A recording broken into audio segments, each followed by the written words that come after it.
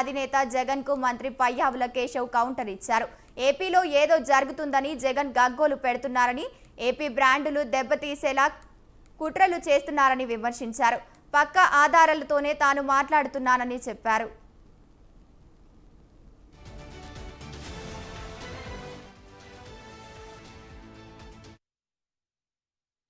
మాటలు ఏపీ ఎండిసికి ఓ 9,000 కోట్ల లోన్లని రైజ్ చేయాలని చెప్పేసి మేము డిసైడ్ చేసి 11/3/2025న జీవో ఇచ్చి తదుపరి చర్యలు తీసుకున్నాం.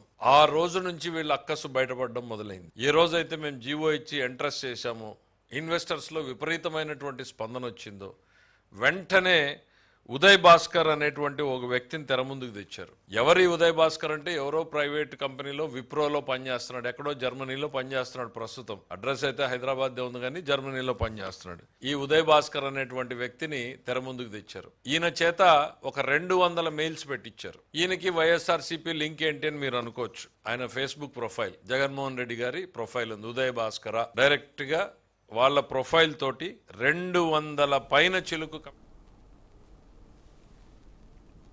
ఏపీలో పరిశ్రమలు పెట్టొద్దని పారిశ్రామికవేత్తలకు ఉదయ్ భాస్కర్ అనే వ్యక్తితో 200 మెయిల్స్ పెట్టించారని మంత్రి ఆరోపించారు.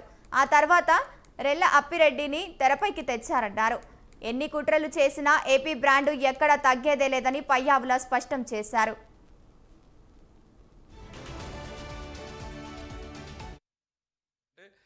బుగ్గన రాజేంద్రనాథ్ రెడ్డి గారు ఒకవైపు, జగన్మోహన్ రెడ్డి గారు మరోవైపు రాష్ట్ర ఆర్థిక పరిస్థితి మీద, రాష్ట్ర ఖజానా మీద, రాష్ట్ర ప్రజల మీద అవ్యాజ్యమైనటువంటి ప్రేమను చూపిస్తున్నారు. ఏదో జరగరాంది జరిగిపోతుంది ఇక్కడ.